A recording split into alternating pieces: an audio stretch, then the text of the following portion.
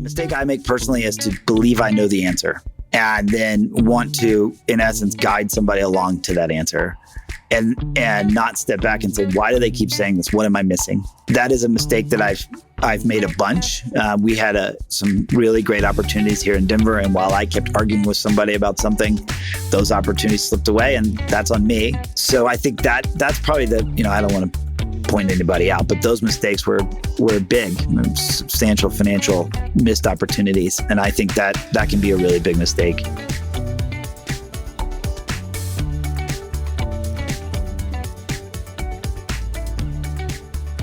So I thought a good place to start today, Chris, would be how you got your start in real estate, because I know your dad is involved in East West. Your family's been involved in real estate. How did you get your start in real estate? And how did you know you even wanted to get into this business, which we all love? Look, I mean, I got into real estate the old-fashioned way. As you just said, I work for my dad. I don't anymore. We've transitioned some, but I'm more of his partner now. But I had gone to college for English and had been very serious about journalism, worked at the school newspaper, hung out there all the time, writing horrible editorials when I look back on them. I really thought I was funny. I was not. But I really thought I wanted to be a journalist, had some really cool summer internship opportunities, including working for the Wall Street Journal in DC, and just sort of got a taste that it wasn't what I wanted to do. I sort of had seen the cool parts, and that was fun. So when I graduated from college, I went to Davidson down in North Carolina, and when I graduated, I really didn't know what I wanted to do. But the guys at Trammell Crow Residential were nice enough to hire me, and it was supposed to be a 2-year program where I did like 6 months in leasing and 6 months in construction management and 6 months in underwriting and 6 months in building maintenance. I did about 4 months in building maintenance and became pretty clear I wasn't terrible at modeling stuff. And, it's real estate. So they had 3 people in the office and I could work Excel. So all of a sudden I was making Excel spreadsheets, and back in those days it's pretty simple. But to do underwriting of apartment deals. And I did that for about a year in Charlotte, which was great. It was an awesome experience. And I worked for a great guy named Jim Simpson, who would later go to Wood Partners. And Jim was amazing. He ran that market. I learned a lot from him. He did 2 things that were really funny. One is he would not let me order cheese on a cheeseburger when he would take me to lunch at the McDonald's or Wendy's. It was Wendy's next door to our office, because he said, you can't taste the cheese and it's not worth the 35 cents, which is such a great apartment business model. And then the second thing that he did, which was very kind, is that I realized that I was in love with my then girlfriend, now wife. She had gotten a job in New York, and Jim gave me very clear direction to go to New York and follow your girlfriend. So I did. I got a job at Merrill Lynch as an investment banker, as an analyst, and really an ideal job. I think by then I knew I had a taste for real estate. I really enjoyed it. And so got to New York. I wasn't the world's greatest investment banking analyst by any means. I had a pretty, quiet career as an investment banker. But I did it for 4 years, and it was an awesome experience because I got to see hands, right? We underwrote projects all day. I learned and thought a lot about things from a strategic level because we were interacting with the C-suites of these public companies and private companies, doing all kinds of things that I can sort of say the words now, but I didn't really even know what they were then. We would be doing a private company add-on. Sure. I type the model like this, make it run through, find the assumptions, back them up, build the Argus model, that kind of stuff. But really found out that I loved real estate. I went to grad school at Columbia and got my master's in real estate development, which was a really cool move, Jake. And I swear I won't only make fun of myself, but I was a pretty bad student in undergrad. And at the time, to get into that program, there were 33 applicants. I think that's the right number. And 33 people were accepted. So I have a master's from Columbia. If you want to get into that program now, it's a whole different ballgame. So pretty smooth early days, but it was great. I had great professors and really enjoyed the program and a nice chance to go back to school and take it seriously. So I did do another year of investment banking after that. And then, talked to my dad and just sort of said, look, I don't want to be an investment banker. He had a very good piece of advice, which really was twofold. One was you need to sell real estate. And I think it's probably one of the best piece of advice I've ever gotten, because real estate projects don't work if you don't sell, don't lease, don't book a room. And oftentimes in our industry, people kind of think it's the pro forma, it's the market, but it's not. It's the selling of the to the end user. And so and then the second thing he wanted from me was to learn to eat what I kill. So I took a 100% commission job in Georgetown, Texas, which is about a half hour north. It's about a half hour north of Austin. Okay. Selling lots with a company called IMI, who still go. We had 6 double wide trailers that had been attached together in a cool live oak out back with some grills. Me and 6 grizzlied on-site salespeople sitting in a trailer hoping people would walk in to buy Jack Nicklaus signature golf course lots. The project didn't work, unfortunately, but I learned a ton. I was there about a year and a half. And then Mark Smith, who is one of my dad's partners in the founding of East West, and his partner in our brokerage firm, Slifer Smith in Frampton, which you may know. Mark was here in Denver, needed a new sales manager, and told my dad he was going to hire me. So I really don't think that was my dad's decision. I really think it was Mark's, but he did. And so I came to Denver. So that was about 21 years ago. Ran sales for a while in Denver, then got promoted to run the market, which for us at our company is a big deal. And then about 5 years ago, moved into the CEO role of our development company. And when you first started with East West, what were they doing at that time? Let me say 2 things. I mean, first of all, East West in a lot of ways is really a family of companies. It's 3 companies. So there's East West Partners, which is the development company. And that is my job and role. There's about 80 of us, 75 to 80 of us, depending on how you count, that are doing development across the country. We then have Slifer Smith in Frampton, which is our real estate brokerage. Depending on the year by volume, will be number 1 or number 2 in Colorado, and part of the Forbes group. And really, really an awesome group run by a guy named Jason Cole. And then we have East West Hospitality, which is our property management, retail manager, and hotel manager. It's all wrapped up into one. So those are the 3 companies that make up East West. So for me, it's running the development side. At the time in Denver, Mark was developing a project called Riverfront Park. It was incredibly groundbreaking then. It won an Urban Land Institute Award for Excellence, which was really cool. Big master plan community in downtown Denver. Very rare, honestly. There aren't many chances. It happens a few times. It's happened a few times in Miami.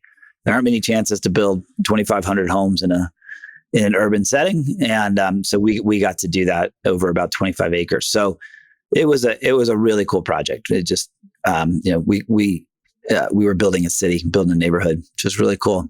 So, and what did you learn from your time in Austin, coming out of a project that didn't work out, moving into something much bigger that did work out in Denver? Yeah, it's a good question.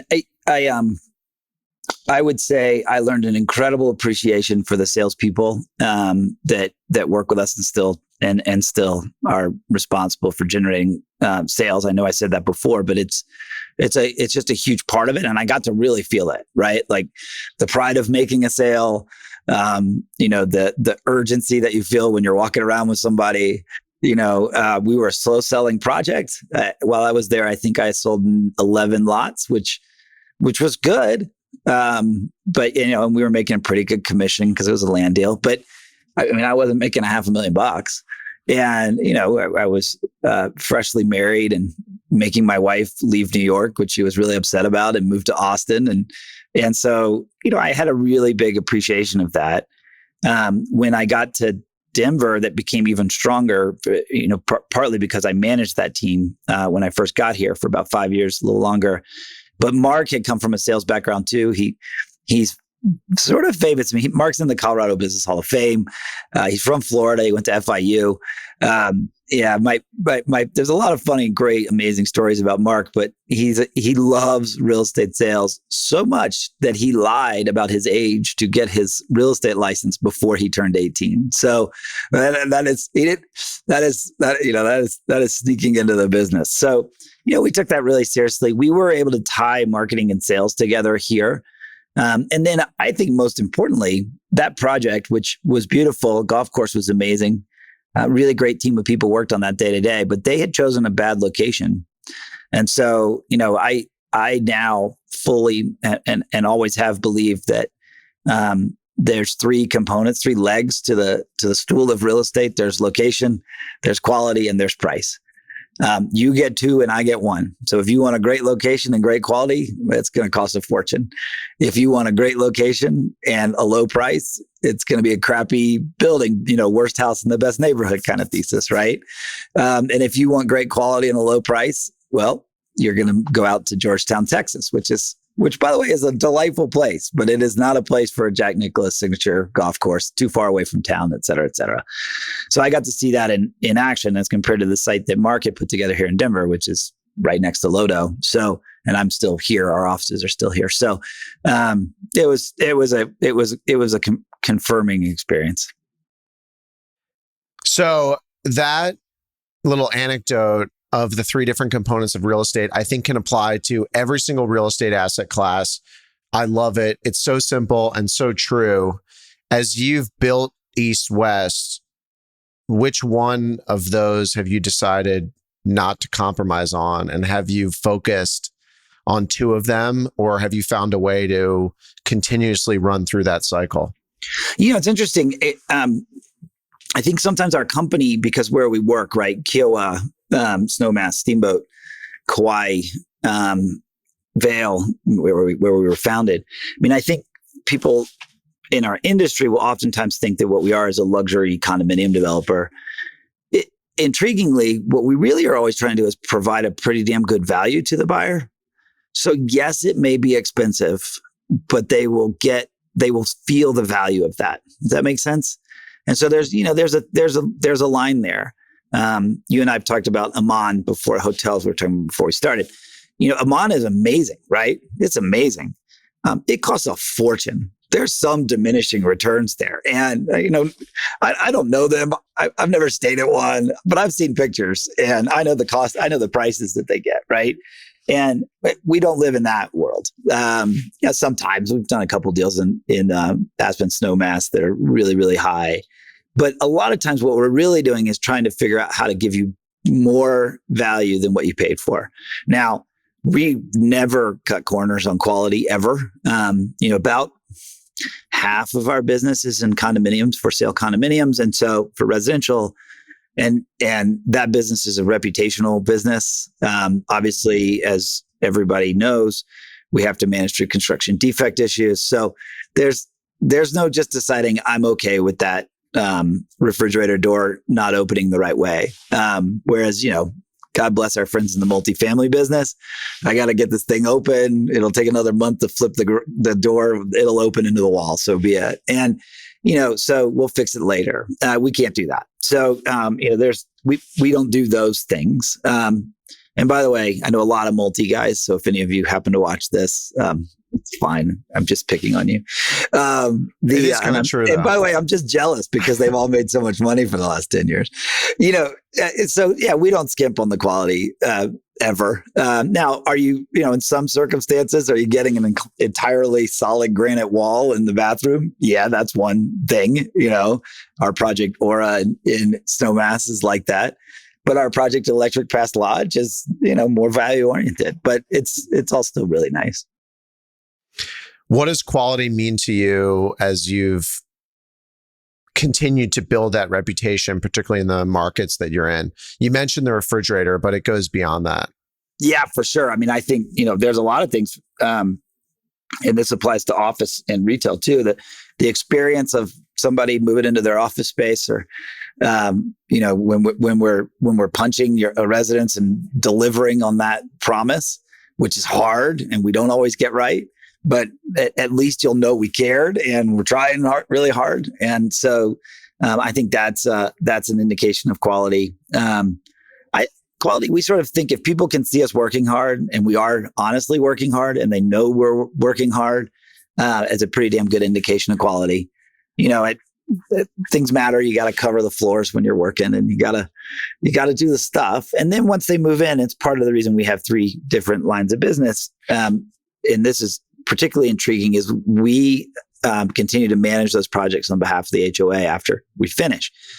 And really, I mean, as you know, with all your work in the hospitality business, right? A hotel, it's awesome. We can build beautiful ones and we can hire great architects and so forth. But then we have to be open.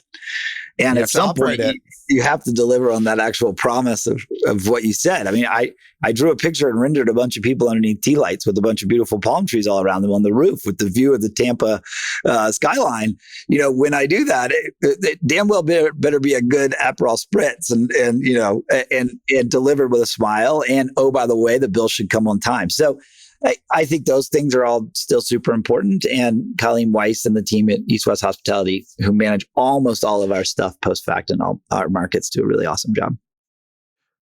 So let's hang there for a second, because I don't know that I've ever heard a company that's not a hotel only company have the word hospitality in their name. And that was clearly intentional.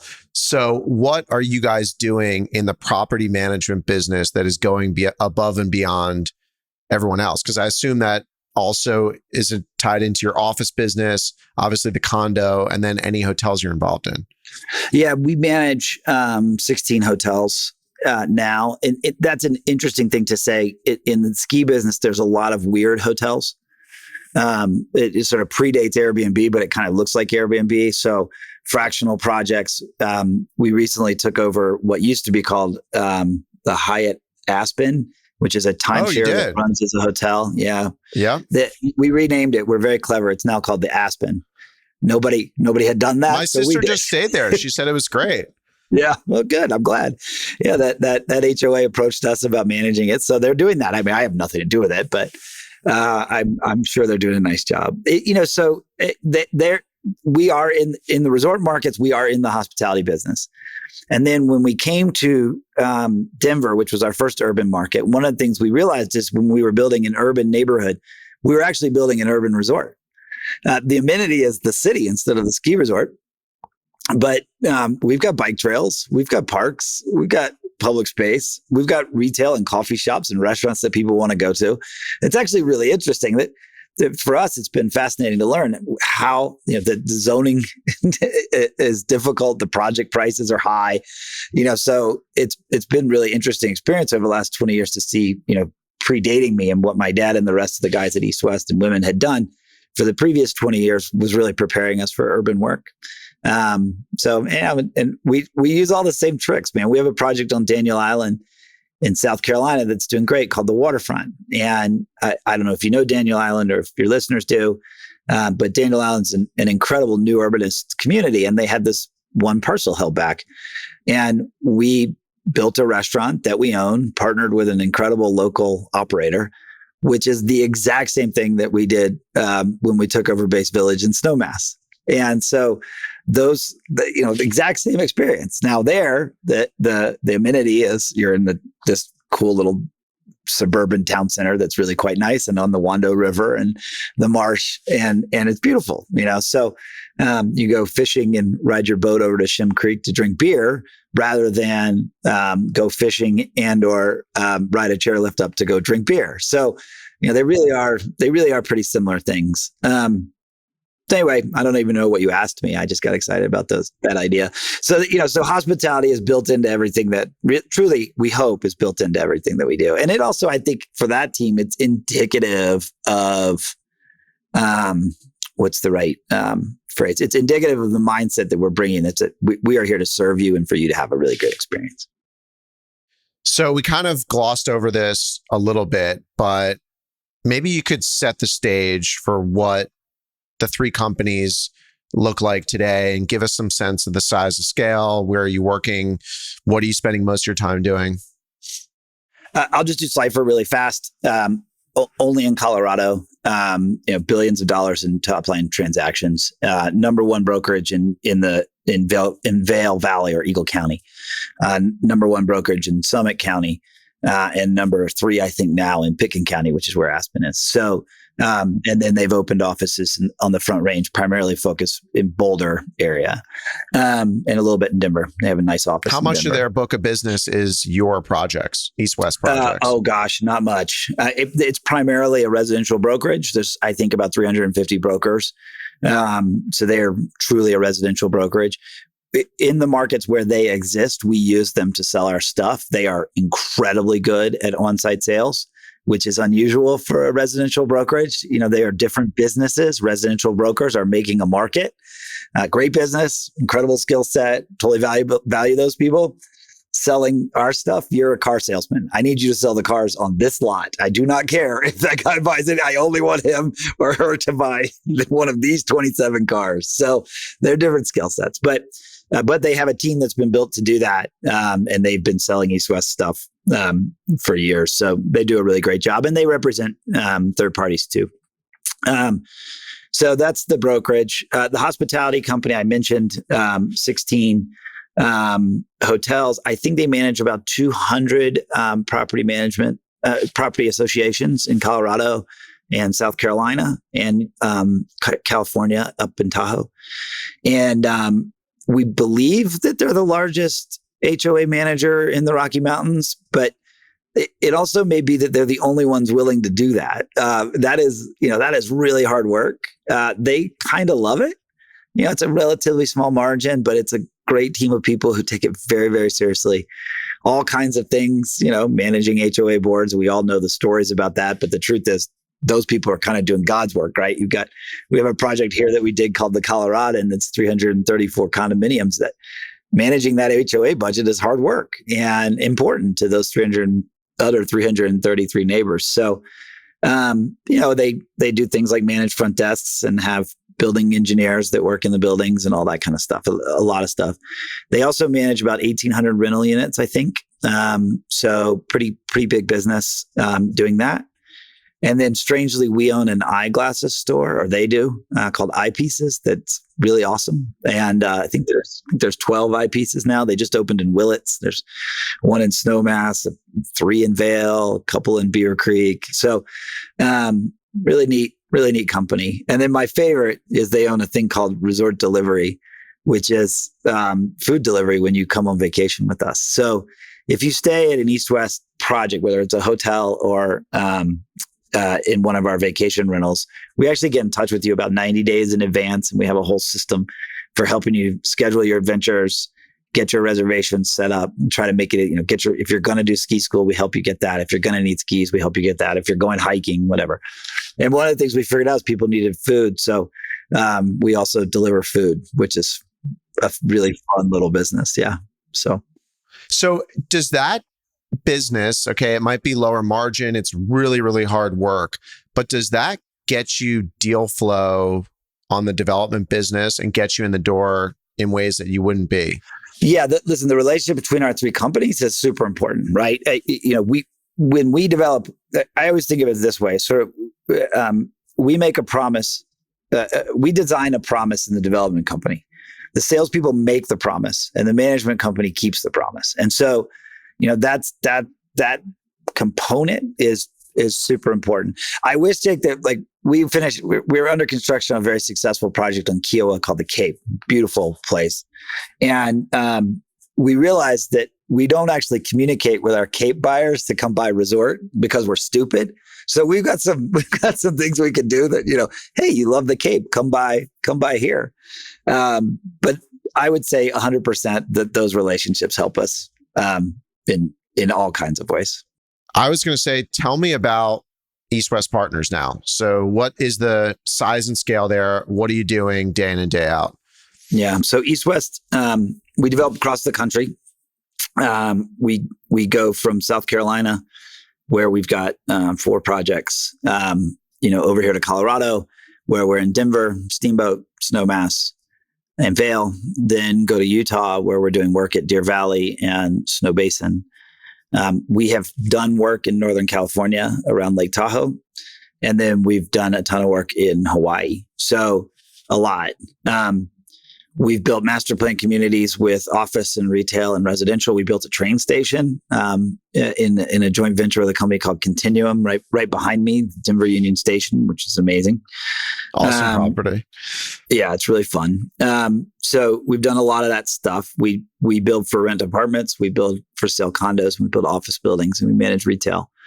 Right now, we've been really lucky in that we didn't have any office going, which is not skill. We meant to have office going, but we didn't. So yay. Lucked out. We totally lucked out. But we have apartment projects that are on the boards and moving along and progressing, but everything that's live is either retail, hotel, or condominiums. So we're across all of those. It's probably about $2 billion. We have about 1.4 billion under contract and under construction right now. So really a nice 4-year run for us, to say the least, which has been cool. And then we are master planning 2 big mixed use projects, one in Charleston and one in Denver right now. So we're pretty excited about that. And so we've got a lot going on. So I want to start with something that you said, and that's your relationship with your dad. So you mentioned you've transitioned and now you're a partner. I'm curious to know, when you started at East West, how is it different to what it is today? What's changed? How has it gotten better? I mean, listen, not just saying this, some things haven't changed. So a few core theses. One is East West is always live where you work. So we are very much a local developer. So when I was running Denver, I worked in Denver. I would sometimes communicate, get called in for a charrette, ask questions of my cohorts in other marketplaces, but I focused on Denver. Today, that's what they made me Cara. And that's what we do. That is, we're full believers in that. And we are mixed use developers. So we do not have an internal system to optimize, to build multifamily or industrial or storage in various different markets all over the place. Instead, we are very focused on local. It's an old model. It was the Gerald Hines Trammell Crow model. Lots of people still believe in it. We're one of them. So that has not changed. The business hasn't fundamentally changed. You got to raise a bunch of capital, sell units, convince somebody your hotel's going to work. Those things haven't changed. Office is a little different.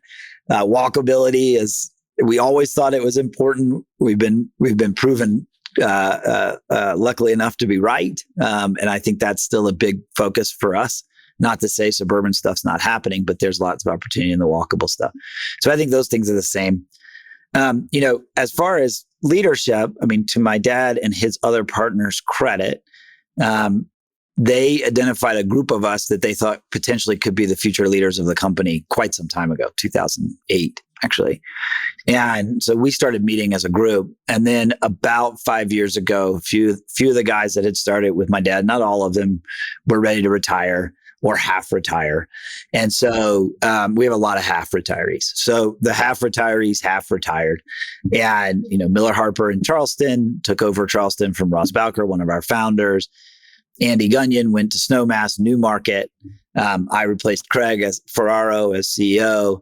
And my dad moved into a chairman's role for the development company. Now, my dad has incredible energy and no desire to quit doing anything. So I still talk to him every day, and he's gone nowhere. But we did restructure the company. And so now I'm an owner. My dad is an owner, but so are the market managers, managing partners that we have in the company. So East West Partners, our development entity, our fee company, our tax ID number is now owned by all of those partners. So we went through that transition about 5 years ago, which was cool.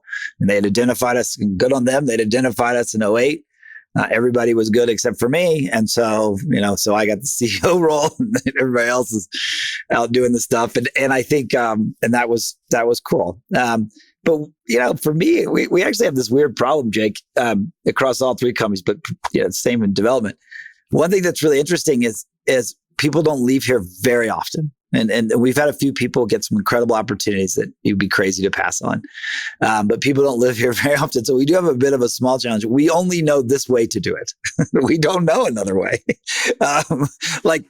We can't figure out how to do expenses. We only know how to do that with Excel spreadsheets and printed receipts. And I gather there is technology, but we don't know what it is. So there's some negatives, but for the most part, it's pretty positive. So I don't think we've changed that dramatically in that way. Now, we are bigger now than we've ever been. Part of that is simply because of inflation. Prices just got higher. But we're in a lot of markets, and some of those markets are getting to be quite big. There are 20 people in the development team in Charleston, about the same number in Snowmass.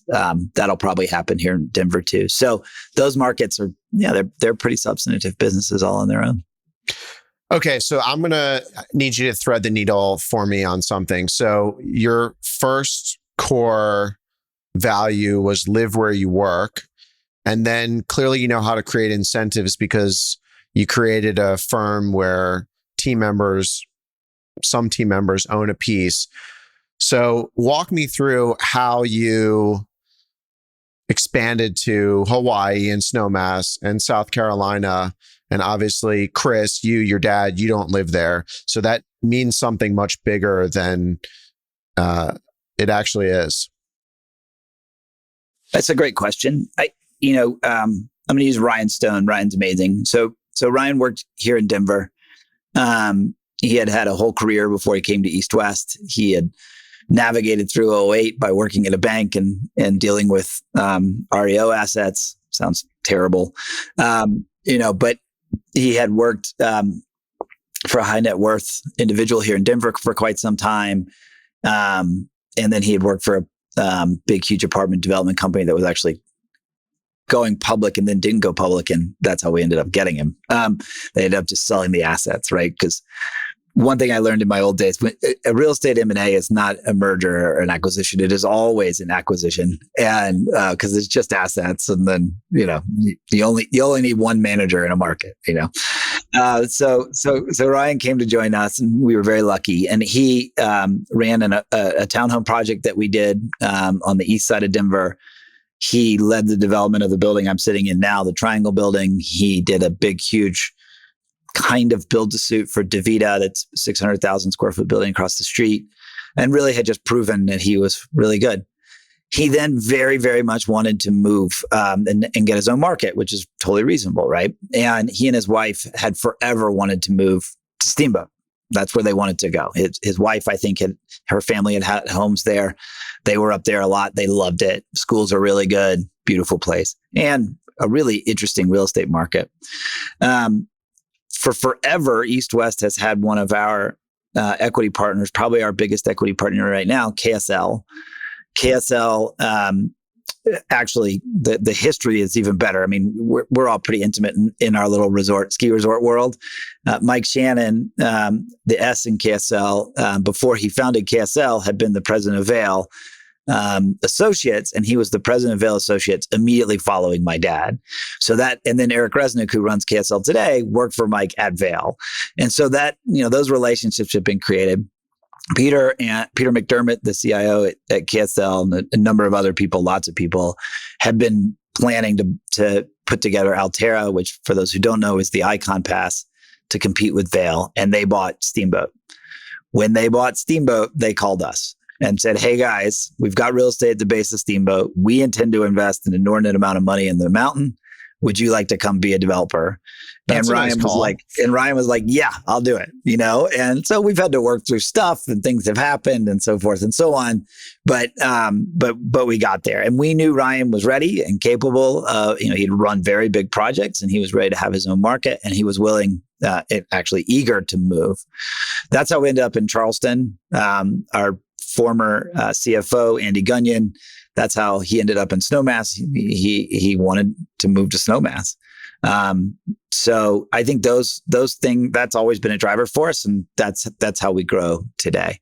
And do those markets act as their own little business units? Like they find their own deals and they run the show, they have their own P&L? Yes, we don't it's a little, we don't quite do it like that. It's impossible to get the P&L right. There are too many other expenses. We have centralized accounting in Vail. We have this incredible accounting team with an average tenure of like 17 years or something. And they live in Vail. So they're not, and by the way, if we told them they had to move to Denver, they'd be like, I'm going to go post my resume. They live in Vail. So, and they love working with us. It's amazing. We work with them, but it's awesome to have them. But they're not leaving. So it's sort of impossible to figure that out. So that was actually part of it. We share across the company ownership. We don't divvy it up on local markets. Now, the real estate investments, we also invest together, and then local people can invest more. And then once we get to the sweat component, local people are participating that at a much larger percentage in their deals. And that structure that was a lot of work. It took us a while to get to that. There are lots of options out there for how to do this, but that's the one that worked for us. So when you were creating these incentives for people, you don't have to go into like the specifics, but what did you find to be the best way? Is it incentivizing people on kind of the global corporate company P&L? And some people like, how do you decide who gets a piece? Because I'm sure that doesn't happen overnight. And then they're also incentivized on the deal they're working on, I guess, is what I'm also hearing. Yeah. So I listen, pretty much everybody participates in some way in financial incentives on the deal that works for East West. So at some level. And that's something that we've always done. That predates me. I didn't invent that. The higher up the ladder you are, the higher percentage of that incentive you're going to get. And that's how we do it. Jake, in all seriousness, that incentive is part of it. But people who came to work here, East West exists. This is our sort of tagline. We exist to create terrific places. That's what we do. Create because we develop. We might redevelop. We got a cool Project 71 Wentworth in downtown Charleston. That's a restoration. It's a building been vacant for 50 years. Right on King Street. It's wicked cool. We might redevelop, but we came here to create stuff. And then place is, for us, place is sort of everything. It's how do you feel? What's your comfort level? That a place is more than just a physical thing. It's also an idea. And so for us, creating terrific places is a huge deal. And I will tell you that we use terrific because if you say something to my dad and he sends you an email, it'll say terrific. And that's when you know you did a good job. So that's where that word came from. And it's unique and kind of sounds weird. So, people are really who are working with us, that is what they're incentivized by. Amy is incredibly excited about the public market and the shared space and the connectivity of the creek at Cherry Creek West over in the Cherry Creek North neighborhood. Like that gets her just as excited. And look, she's American. She likes to make money, right? She wants to have a place in Salida that she's got under construction. So, those things are important, but it is not the only incentive because we have people who have the talents that they could be somewhere else that they probably could be making more money. Not because we're holding anything back from them, but because there's efficiencies in the multifamily business or in the storage business or in the industrial logistics business. So they have the talents to do that, but they're here to develop real estate. And it's fun. I mean, it's the same reason why people go into hotels, because you're not going to always make the most money in hotels, but you love what you're doing. You're working with great people. You're in amazing places. It's the same sort of thing. Yeah. I mean, don't you find that for you guys it's so much fun to go in the damn thing. 100%. And I don't actually want to work on hotels. I think very similar to you, knowing your projects, knowing what you work on. I don't want to work on hotels that aren't inspiring or that feel just transactional, because then I'd rather just do, a crappy little multifamily thing or something. I mean, you're not doing the basic housing at the base of Aspen Mountain. Yeah, you don't want to just get a Hampton Inn franchise and I don't know, dude. Those things make a lot of money. They do make money. Like, I don't know, maybe a side business. No, I want a Hampton Inn at the base of Aspen Mountain. Like that would be fun, well, yeah, right? You and everybody else. Yeah. That's a hard one to figure out. It is. Maybe we'll do it together. How have you guys? Development is tough because you have big payroll, you have a lot of people, you need a lot of people, as you figured out, you have people living in these markets. How have you figured out over this long period, you've proven through many cycles to survive real estate cycles. And now you have a huge development pipeline, coming into a recession. Maybe we're not in a recession, whatever it is, you're going through something. We're not in a recession. See? So we're not in a recession. It's just some friends of yours and mine can't get loans. We're not in a recession. And, the office sector has got some serious challenges, but we're not in a recession. Just like nobody's leaving California either. It's like 0.03% or something, and they're going to be the fourth largest economy in the world at the end of the year. Look, for us, this is my dad. He set this tone, and it's something we've done for forever. I saw it named in a book I read recently. It's been going around. It's an airport book, The Psychology of Money. And the guy he goes, look, it's always a hockey stick. Every business is always a hockey stick. It's always a hockey stick. So the secret is be in business when the hockey stick comes. And so, it's a pretty good analogy, right? And my dad, we just don't take risks that are too big. We did have one particularly very difficult project in California coming out of 2008 that got the perfect storm of not just problems with buyers, not having guests, but also problems on the equity side, which really is very difficult to navigate through when your equity's done. What do you do? So that was tough, but it didn't put East West Partners out of business. At the time we were down here, we got the assignment for Union Station, which was a public-private partnership that was funding the work in other markets. That kept us along long enough to get to Snowmass. So those kinds of things are really important. We don't guarantee much. We build deals that we believe can be absorbed in relatively reasonable timeframes. If we do something that looks aggressive, it's actually because we don't think it. We actually think it's the opposite. So an example might be building a big condo building on spec.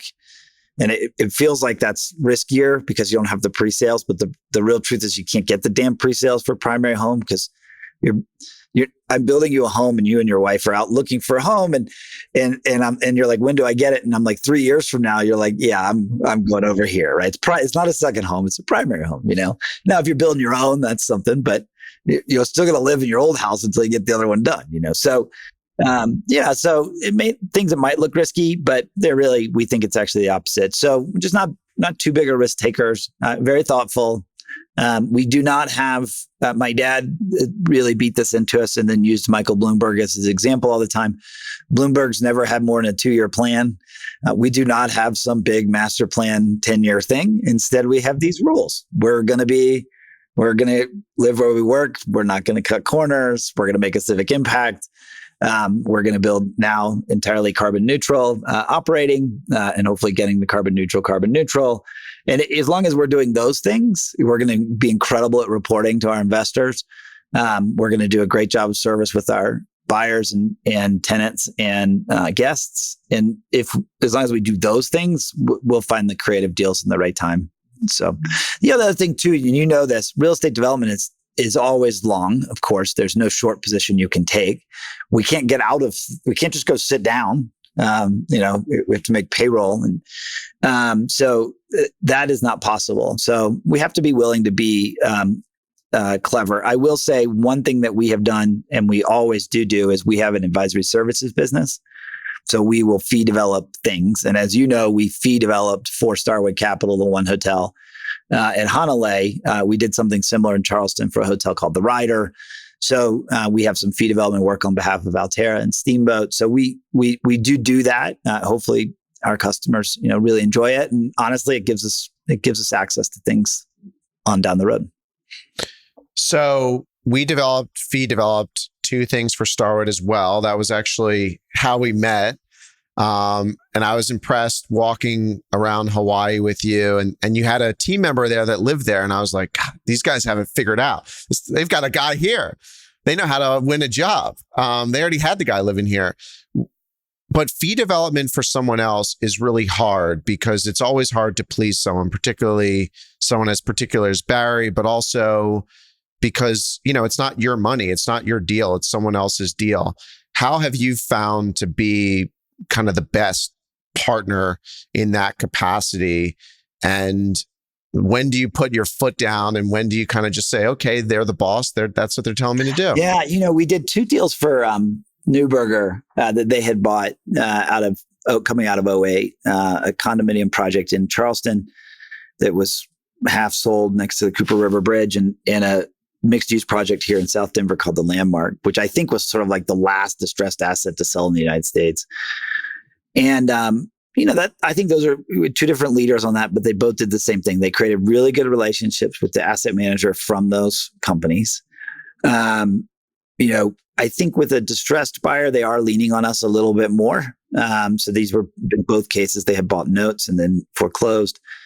With Starwood, they're different, but they're not. I mean, is it really that different than Ritz-Carlton? I mean, we all know and love Barry, and everybody knows the stories about Barry because you just do. But I honestly, we found, and I'm sure you felt the same, we found the creativity and things that we got out of them were really awesome. And, and at the same time, they didn't ignore us. They listened to our ideas. And so it's just a slightly more collaborative thing. So, and it's pretty rare that our equity partners are sort of checked out. I mean, we like having an active participation with them. So, as it may be design related, and our, KSL may leave us alone on design, but KSL is not going to leave us alone on the construction loan, right? And that's awesome because nobody's getting more debt in the hospitality space than they are, right? So the relationships they have, the knowledge they have their own debt fund, which we've never borrowed from. I don't think it works that way somehow, but they know it. And so, I honestly, it's not that terrible. How's that sound? In fact, I think it's pretty damn fun. I mean, when we're doing it at ski resorts, which we've done twice now, you're working with a whole group of incredible experts about operating a ski resort, which is a lot like restaurants. Everybody thinks they know how they work, but until you work at a restaurant, you don't realize how damn hard it is to work at a restaurant, right? Yep. But we all go to restaurants all the time. So, why isn't the bill here yet? Meanwhile, there's 17 customers waiting and I haven't been to the bathroom all day, right? Running a ski resort is kind of the same. What do you mean? You get some employees, you have lift tops, it's a lot of work. So, I don't know. How's that? But I do think, keys are, you have to be open, you have to be listening, right? And you have to be good at reporting. You have to really be, and I actually physically mean the actual reports they get from us has to be really helpful, so how's that? I think those are the keys.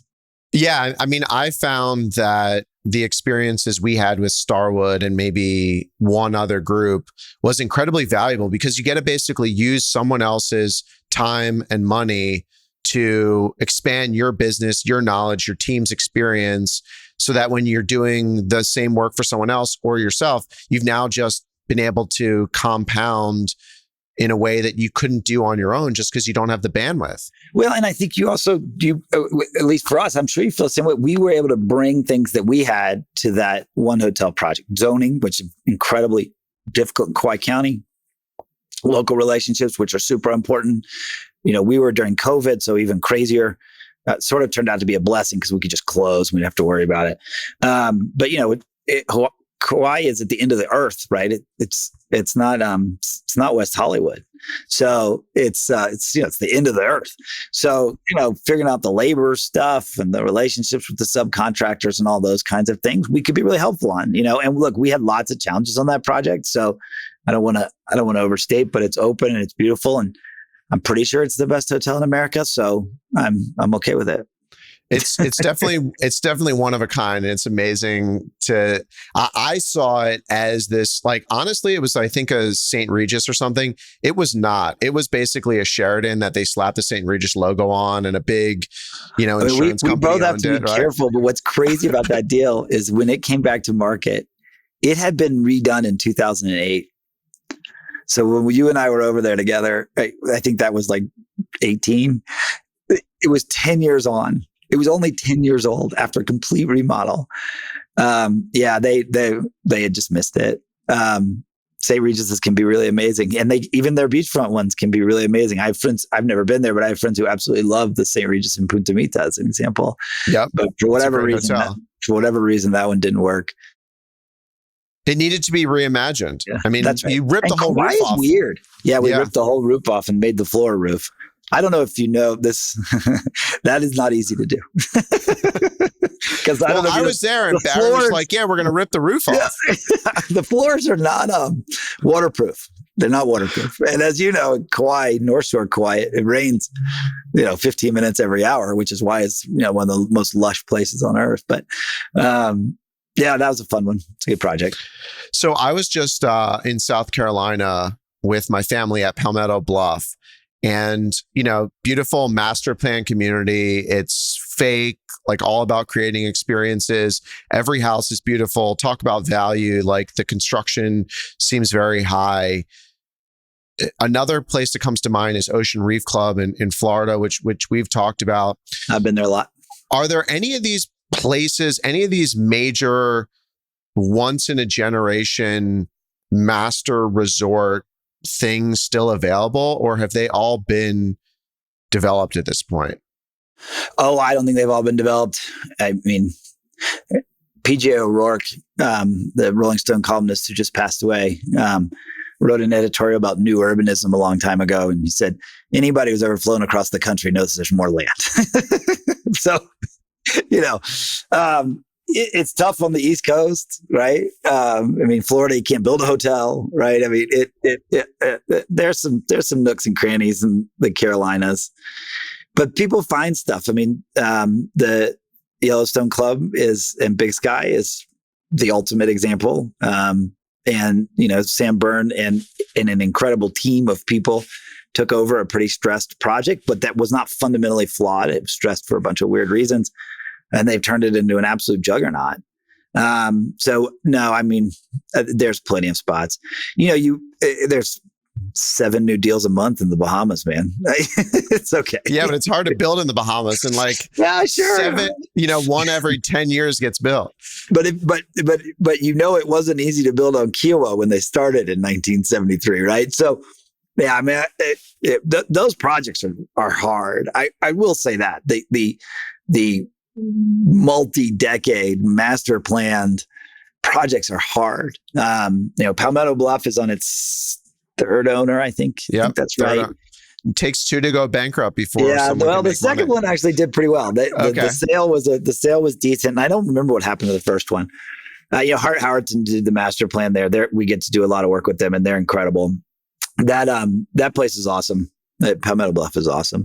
But look, I mean, Jake, Discovery gets a new deal every 6 months, and they always look amazing to me.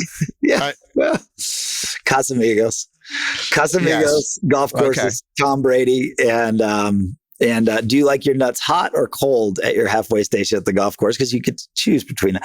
Incredible. They do an incredible job. Incredible company. So yeah, those things they're hard to come by. And they're hard to do. What does, looking back at your portfolio, if you could pick one, what do you think the greatest investment was that you guys made in terms of project? You figure out how you want to rank it based on returns, just success, happiness, how it turned out, whatever. Tell me. Well, look, I think for my dad and for Mark Smith, it was starting Slifer Smith in Frampton and partnering with Rodney Slifer. Rodney was the first ski instructor in Vail and also the first real estate broker. Incredible guy, incredible history across real estate, owned Snow Basin for a while, had something to do with Alta or Bluebird. I can never keep track, built homes, built this, that, or the other, but that they have done very well financially and directly. And then they have done very well financially in making the rest of their developments work. So I would say that was probably the smartest thing East West did from an investment perspective. I also think not taking too big of risks was another one. That we don't have anything that's going to put us out of business. And I think that is a really smart investment decision. So I know people who have risked literally everything, personally guaranteeing a loan on their house, and it worked and it's great. But just because you run across that 405 at, let's go with something like 8:30 at night and make it, doesn't mean you should do it again. So, right. I think those, because you could get across it at 8:30 p.m. because it's not moving. Just walk, But at 8 o'clock at night, they're hauling butt, right? So, yeah, I think those two things. For me personally, we've done a couple of very small projects, be very specific, where we've found some little add-on things that no longer had value to our institutional partners, but looked good to us. We were able to perform them entirely on our own, and those little deals really crushed. So, we made what looked like promoted cash flow that was, a couple of townhomes. So how do you set something like that up? Are you just buying out the land from them? Or do you say, hey, do you mind if we do this and we'll pay for it and you guys aren't in the deal? Yeah, I mean, it doesn't matter to them. We haven't really talked about it much, but most of our capital comes from institutional advisors. They may be raising from ultra high net worths or sovereigns or whatever, but they're advisors and damn good at what they do. And so, they need scale. They've got billions of dollars, the last, whatever, a few $100,000 on that one small parcel. That's not changing any of the returns back at the home office. And it's more difficult than they want to deal with. And their thing's been a success and they're happy, then it's okay. So let's talk about it. You brought it up. So how are you primarily capitalizing these deals, and how do you go about finding these capital partners? You called them advisors, but they're really like institutional private equity firms, right? They're private equity. Yeah, they're private equity. I'd say a few things. One is Jay Lambiot, our CFO, and myself, and my dad previously, and Mark previously. I mean, my dad was chair of ULI for a while, trustee, all that stuff. We've created a lot of great relationships through all of those things that I think are really important. We've been at it for a while, right? I mean, I'm 51. So I've got people who are now the director of acquisitions at some of the largest funds who I underwrote projects with 20 years ago. So we've all been able to grow up in the business together. I have my college roommate is one of the largest apartment developers in America now. So, I take credit for all of that, by the way, just so we're clear. And so those, that's part of it, right? Like, we're just in the business. I think secondly, we spend a lot of time trying to understand, what KSL, or we have an incredible partner here in Denver, Centris, that advises for a few pension funds, and they have partnered with us on some very risky things, some very long-term things in very unique ways. And so we try to really understand what's important to them, and be a good provider of return, right? I mean, on some level, we're manufacturing yield for them, of course. But at the same time, we're trying to help them manage the future, and they don't know. So, they got a lot of money. They got to figure out where to put it. So they want to put it with somebody that they trust. So hopefully we're doing a good job. That's why I keep coming back to reporting, but I actually mean it. We don't hide anything. If bad news is coming, we say it. We are, and if good news is coming, we don't announce it till it's actually, closed, so to speak, unless things are really bad. And then we're like, we got a contract, So I think those things are really important. And then we try to develop really good personal relationships if we can. We're lucky to work with people we really like. And there's a few capital partners, we've done a ton with Starwood. We don't have many that we haven't done repeat. So we've done repeat with Carlisle, repeat with Neuberger, repeat with Centris. We had Crescent Real Estate Equities out of Fort Worth, was my dad's partner in Richard Rainwater for about 20 years. So the Crown family out of Chicago, we've done multiple deals with now. I think that's we just take it seriously. Talk to me about reporting, because you've brought it up a couple of times. It's on your website. How do your teams report to you? They're all over the country. Like, what do you look at? What's your meeting cadence? And then take it a step further and tell me what you're telling your partners and how you present that. Yeah. So you probably deal with this too. I'm never quite sure what I'm supposed to do. So I'll start really simple. I have 7 reports. We have an executive committee. They're all on it. I spend 30 minutes with each of them every week on the calendar. It's just a simple 30-minute one-on-one. It's really theirs to just get to set up. Is there something we need to discuss? But we try to make sure, how was your weekend? Jim Telling, who runs Vail, is in his mid 60s and is winning the under 40 trail run races. So like, I want to know, like, everybody in Vail, man. I'm like, what, tell me what you did this weekend. How are the kids? Is your wife going to Australia to visit your daughter? Those kinds of things are really a big deal. And so I try to spend time on those. So that's, it's the 30 minutes with them. We have a series of waypoints, I guess you could call it. I don't like to see things fully baked personally. I love being part of the creative process. So I like to see things as they come together. So I like to, before we'll present to partners, I will spend time either virtually or in person with people in the market as they're designing a project. So I think that for me is helpful. And then look, those 7 people have all been trained to lead their markets, and they are doing that, and they're doing it their way.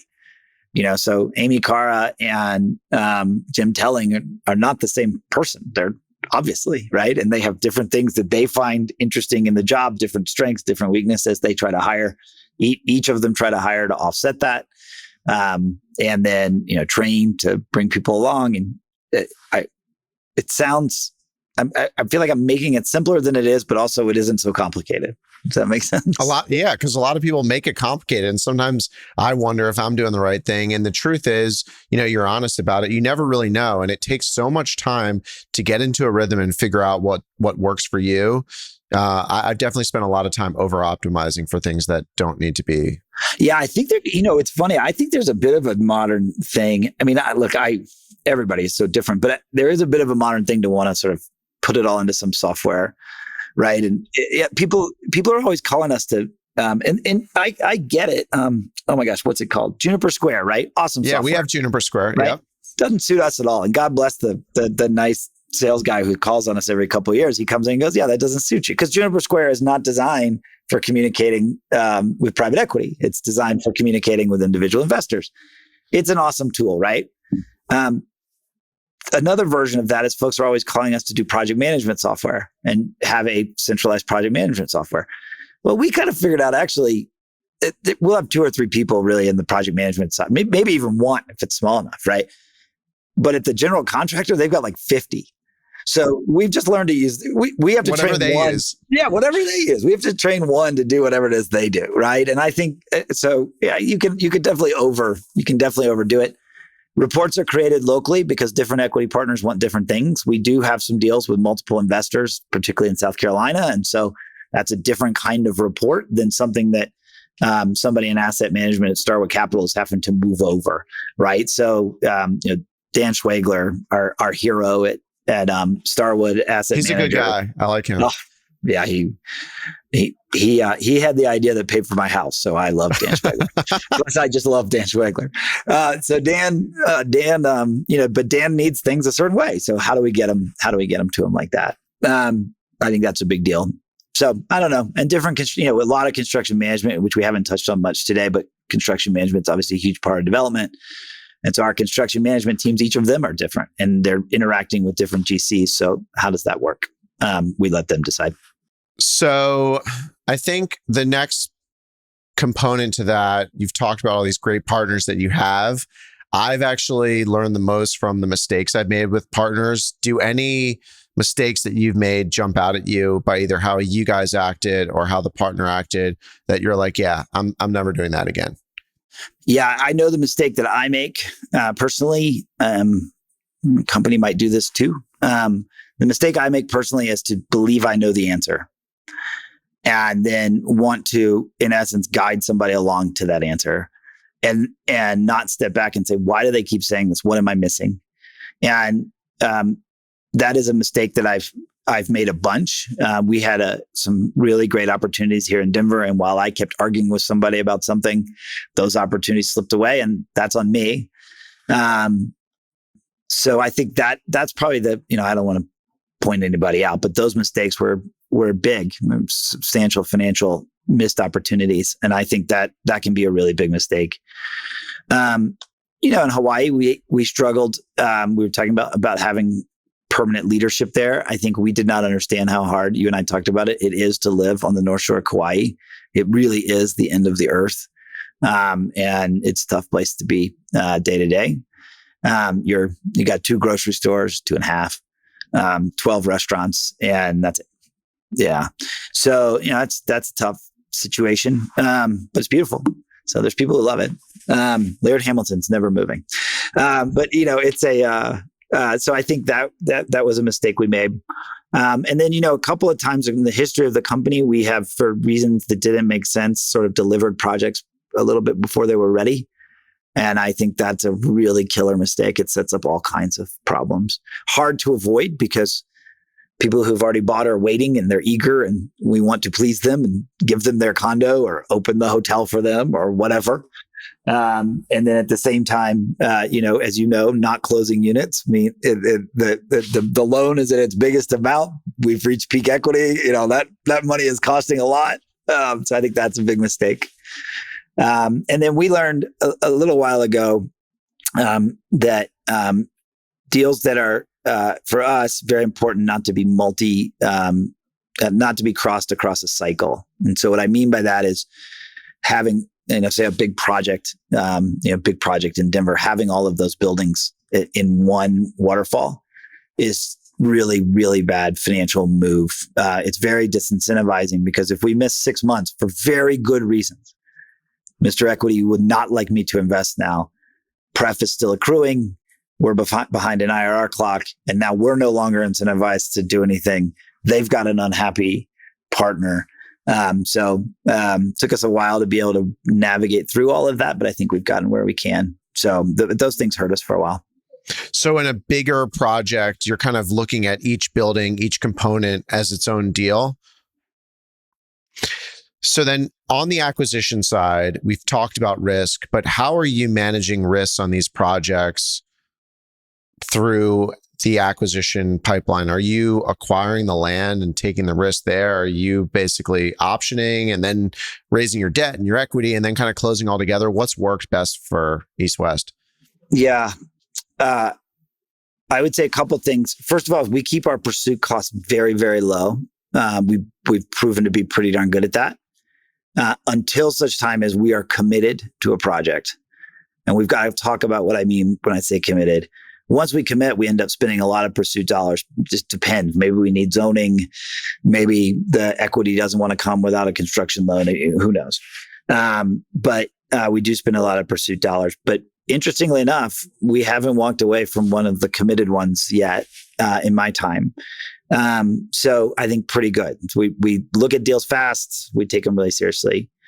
Committed for us, by the way, is something. If we're buying a piece of land from a family, we've got a contract. If we're rezoning something, we do a lot of public-private work. So if we're rezoning for a city or something, we've got that figured out. If every once in a while there's a parcel that we just love and we will buy it, but we're not floating around in a bunch of money. So we are still a real estate developer, not a real estate investment fund. So we do have to figure that out. So we don't buy land too often. We have a couple of partners that will do that. Interestingly enough, because of what we do, which is weird, which is vertical master plan communities, and there's others that do it, but there's not a ton of us on a relative basis. We do see a lot of weird deals, and so we tend to be partners with land more often than not. So at Cherry Creek West, we'll be partners with the landowners. Snow Basin, we're partners with the ski resort and landowner. And Steamboat, we're partners with the ski resort owner and they're the landowner. So that tends to be a way we sort of navigate through land. Same thing in Charleston. So what you're saying, though, is committed is not whether you, East West, wants to do the deal. It's, do you have some sort of document locking you into the deal so that, if you're going to spend money, there's no way the counterparty could make the deal evaporate for you? Actually, it's a great way. It's a great question. I appreciate you asking for the clarity. I would say both. So we want to be really committed and excited, because what we've noticed is, and I'm sure you have this experience, if we spend our time on it, we'll probably figure it out. Right. Yeah. Yeah. But if and we you just get sign it, excited. and we get excited and you go do the things and you change your mind and you go, well, maybe I can fund it this way, or maybe I can fund it that way, or maybe we could build this and maybe we'll do townhomes instead of a high rise. Which we actually did. I mean, so you figure it out. But if you're committed because you love that piece of dirt, you love that community, you love that neighborhood, I think it can work pretty well. Yes, we do not go. I know people who have the resources to sort of pursue things. I actually saw designs for a piece of land that we owned from a big national multifamily developer who had taken it like the schematic, and I was like, boy, good for you. What is that? I think that's our parcel, Well, we're looking at a deal right now, and we would want to JV with the landowner, kind of take an option, but I do want to get the plans, maybe get a GMP before we're closing, but that is going to require some amount of cost. But the good thing is, and I guess in your projects, it's very important, you could do it in phases. So you can kind of tie it up, do the schematics, really have a check-in. Do I love it? Does this work? Call whoever you're going to raise capital from, and we really do use the SD, conceptual SD, DD, CD to check. I mean, we're doing that. And I will say in most of our condo deals, the price goes up at each one of those phases and we have to convince ourselves we can charge more. That's just how that works. And I'm pretty sure it's the same for you in hospitality. But that's what we're doing. But look, once we go, we usually make it. I mean, it's usually a partnership with the land. And I think that is a big deal. We do lots of deals where land is contributed into projects and take a capital account. Those things help a lot. And are you getting the GC involved very early on, or are you kind of waiting until CDs are started or maybe at 50% to start checking things out with the GC? We have not. I would like to tell you that we had some consistent thesis on that, but we don't. It is if I idealized everything, the GC would be someone we self-selected, agreed to some level of pre-development fee, and it was their job to lose. And we basically knew what their charges were going to be for that. And we got the best account executive and the best pricer that we knew from there, estimator that we knew from there. Like, that would be awesome. Like, that would be really great. But sometimes the three guys you like aren't available. And so you got to go find somebody else. And then and then it turns out that, big construction firm X is going to be available, right? So it isn't. I wish it was perfect, but it's not. I will say this: we truly think that our construction company is a partner in the deal. I mean, generally speaking, we're going to be using wrap insurance, so we're already both heavily invested in quality, and their reputation of building our buildings is just as important as our reputation of selling them. A little different but they need to go sell to the next. They need to sell their services to the next woman who's got the big development on the other side of town. So we view that relationship, incredibly importantly, and a very local one. That it's good that the CEO of Pickett PCL and I can get together. It's really much more important that Travis, who runs the work in Aspen, and the local guy from Hazelden there are close. So how's that? And we really don't want them to go broke. Like, that isn't our goal. No, because then you have to find a new GC and you want to keep working with the same people that you trust and understand. That's the opposite. Okay, the last place I want to go is I want to talk about hotels. And I want to actually talk about it in a unique way, because you do condos, you also do hotels, and you do condos and hotels. During the Great Financial Crisis, there was this thing called a condo hotel that became very popular in Miami and in a lot of ski towns. There's fractional ownerships. There's the things like they did at the Little Nell residence where they sell the same unit 5 or 6 different times. And, the price per square foot is like $40,000 a square foot. People can only use it a couple weeks out of the year. There's condo hotels where you can only stay in it for 30 days. If you're looking at a new deal, you're setting up a deal, how are you structuring the condo hotel? Is it completely separate? Are they combined? How are you doing that after seeing everything? Let's see. So a few things. One, as I would say, if a hotel that is a classic hotel can work and have the right occupancy at all the times, and there are no ulterior motives to it, it's great. It's a great model. It's the right model because the operations and all of the incentives are just sort of perfectly aligned. The team that's working there knows what they're getting. They don't have the added complexity of homeowners or fractional owners or timeshare owners. They just have a guest comes in. I stayed at the Edition in Tampa. It's great, right? It's Great really hotel. It's a great hotel. You walk in, they check you in, you go upstairs, everybody's there to serve you. They have great drinks, cool rooftop bar. It's great. So I think, to me, if you could do it that way, you should do it that way. So we end up, let's go to the next form, which, is pretty cool, is when you build condos on top of it, on top of the hotel, and then, reduce the basis in the condominiums later. That's a pretty cool model. Millennium Partners kind of invented the modern day version, and I would say did. And it's pretty awesome. We see that a lot in ski country because we could talk about this briefly. Ski country, the occupancy is just never going to be higher than 65 or 70% because of the shoulder season. One of the good east-west lines is there will be nobody in our ski resorts in spring because spring everywhere is nice, except here where it sucks. It's muddy and cold and raining and sleeting and there's dirt everywhere and it's awful. And all the restaurants are closed. Like, who wants to be here, right? So you're not renting hotel rooms then. But so you needed to subsidize the basis. So you got to subsidize the basis. And also just a nice business. I mean, and that was done for a lot of 5-star. I can see the Four Seasons Denver from here. That was an 2008 project, but they managed to keep it together. And they have condos at the top, and that was the same MO. So for the very high end 5-star, particularly outside of the gateway markets, that's a good way to get to those. So that one we like a lot. Condominium hotels in the purest form, where you sell each condominium to somebody who owns them, and then they contribute it into a pool to be rented, is a pretty peculiar business. Our property management company has built a fairly unique expertise in managing them, a little bit out of opportunity. East-West, there was a time when there were a series of Westons being built. There was one in Mammoth. East-West did one. You would do the vacation club next to the condo hotel.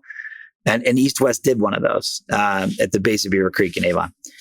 And went through the project.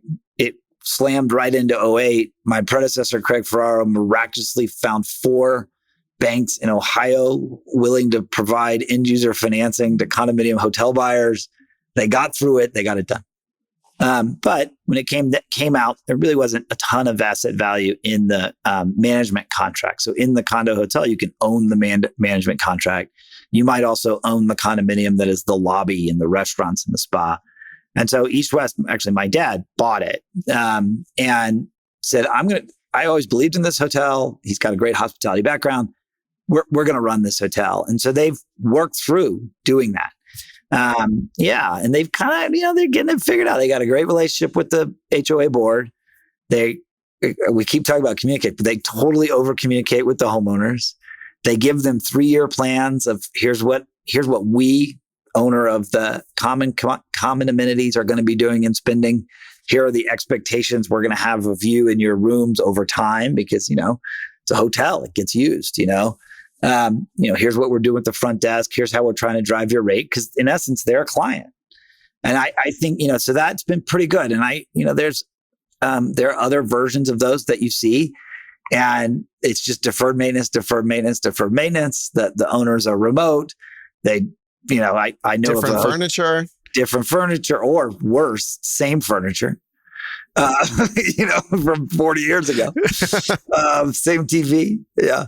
So, and in really great locations, right? But we're definitely not getting quality. And you won't believe this, as the quality has gone down at the good location, the price has also gone down. So I think, so we've gotten pretty good at that. We have a second that the company manages, the Viceroy and Snowmass. And so the Weston Riverfront and the Viceroy Snowmass, these things are always a little weird how it happens, but they were named in the top 2 of the top 50 resorts in the world. So I have nothing to do with that. That's the management team. Incredible on them. We did build a second phase of Viceroy Snowmass, which we called Cirque. Been a great success. And actually stole a model from Auberge at Chileno Bay, where they did condos and lock-offs, or lock-offs not a new idea. We just really liked their floor plans. So we sold them as condos. Every condo, with a couple exceptions, has a lock-off 1-bedroom or studio. People do not have to contribute it. Everybody, it seems like they're at least going to contribute their lock-off. If you think about it, it's a pretty good deal for somebody who wants a condominium in the mountains that they're going to use. You don't have to be in our rental pool. You can just live there, and that's pretty cool. You live at the top of the limelight that we did. We did condos there. That's a nice experience, right? So, at Cirque, folks may ultimately live there, but you're also offsetting your cost of, you're paying your dues, you're paying some of your property taxes, some of your mortgage. So, and then ultimately 3, 4, 5 years from now, when this gets stabilized, it can be actually profitable, just like any other hotel. So are you setting the docks up where the folks at Cirque have to, buy the furniture package every 10 years or 7 years to keep the consistency? There's a set of standards that they have to meet to be able to be in there. Part of that is their furniture package.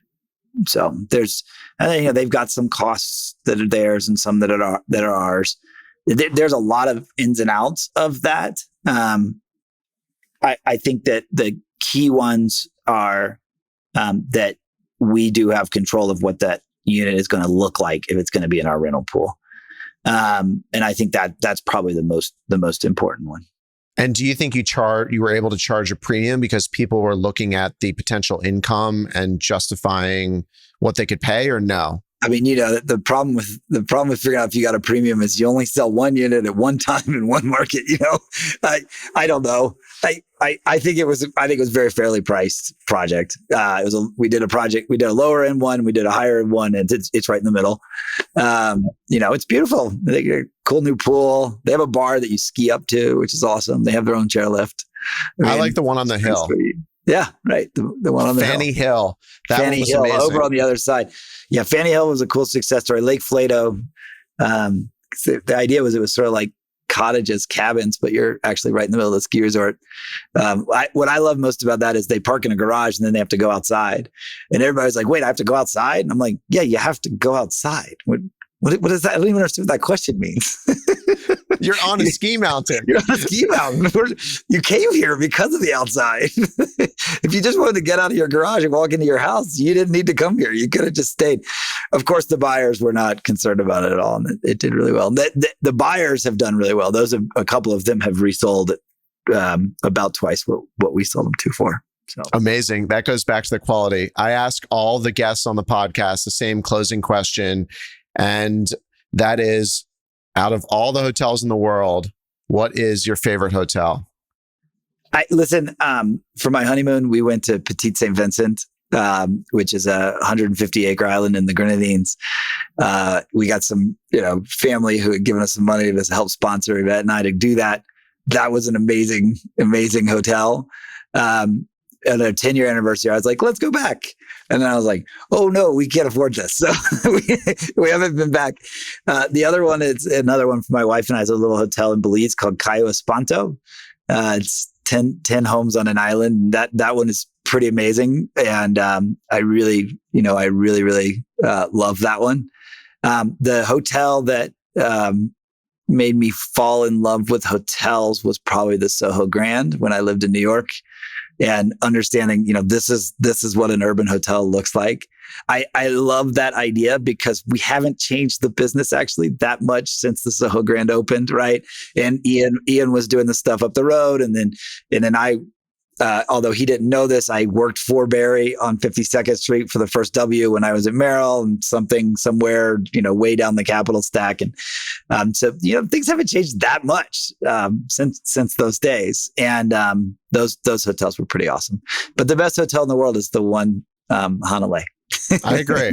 It used to be One West Hollywood, but now it's one. The one Hanalei. Yeah, one is amazing. One is amazing. The whole chain it's a really good really good brand, and there's nothing else like it. And I think you copied my whole little tree design that we made at the One West Hollywood. You did it better. What are you talking about? I don't know if we did it better or not. But I think yours is better because yours looked like it's growing out of the ground. It probably was eventually. It was like some tree. Oh yeah, it is. It's a tree that got chopped the top off and somebody local carved your one. That's cool. We had to import the thing from somewhere else. This was a lot of fun. Thanks for coming on. I appreciate you. I'm glad you asked me to join. I hope it wasn't too much. Hey everyone, it's Jake here. Thanks again for joining me on this conversation. Be sure to subscribe on Apple Podcasts, Spotify, or YouTube. Lastly, don't forget to follow me on Twitter @JWurzak. I'll see you in the next episode. Jake Wurzak is the founder and CEO of Dove Hill Capital Management.